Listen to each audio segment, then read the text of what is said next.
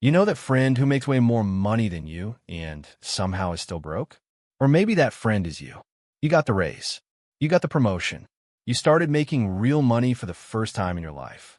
And you thought, finally, I can breathe. But 6 months later, you check your account and you're thinking, wait, how am I still living paycheck to paycheck?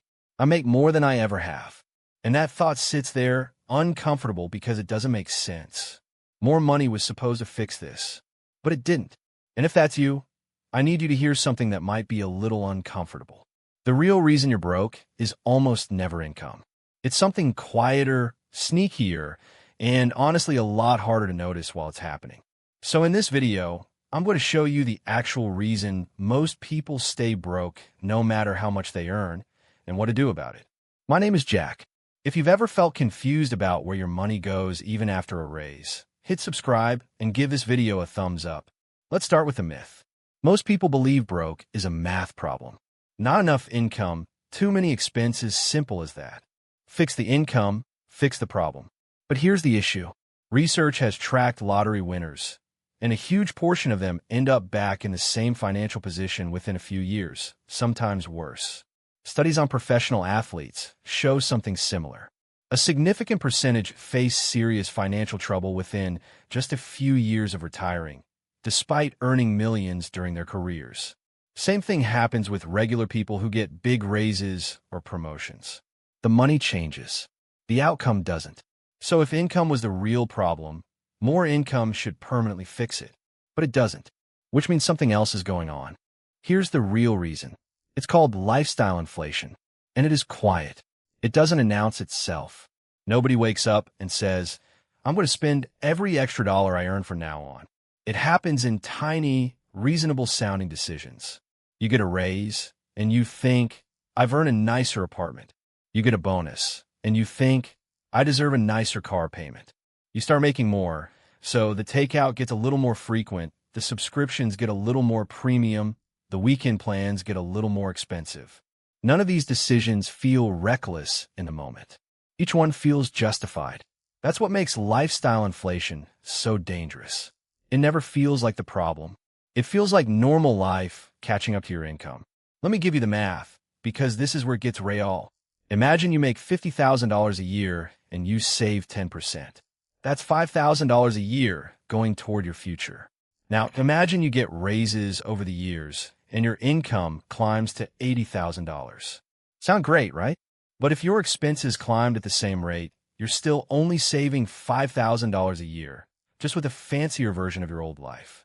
Your income went up 60%. Your wealth didn't move at all. This is why two people earning wildly different salaries can have the exact same bank balance. It's not about how much comes in. It's about the gap between what comes in and what goes out, and whether that gap grows as your income grows. Now here's what most people don't realize.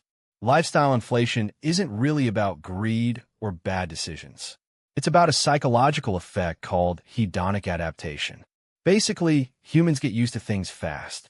That new apartment feels exciting for about a month. Then it becomes your baseline. That nicer car feels amazing for a few weeks. Then it's just the car you drive. Your brain resets its expectations to match your new normal, which means the excitement fades, but the bill doesn't. So you're left paying premium prices for something that now feels completely ordinary. And because it feels ordinary, going back feels like a downgrade, even though it isn't actually necessary. This is why willpower alone doesn't fix this. You can't out-discipline a psychological reset. Telling someone just spend less after a raise is like telling someone just don't get used to comfort. It's fighting biology with a to-do list. You need a system that works around it, not against it. So let's talk about what actually works. Step 1. Pay yourself first, automatically before your lifestyle can react. The moment income hits your account, a percentage should move immediately into savings or investing before you see it, before you can adjust your spending around it.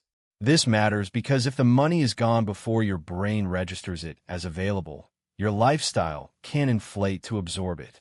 Even 10 or 15% moved automatically changes everything over time.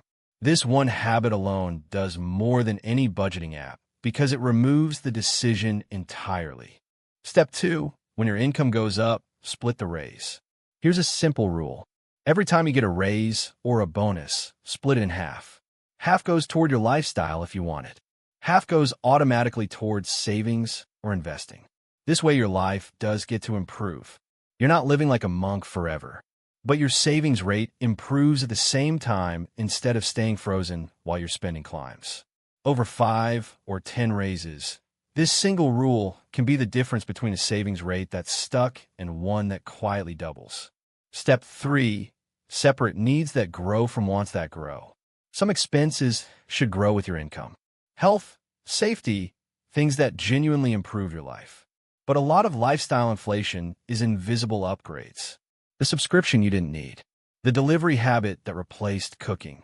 The premium version of something the basic version already handled fine.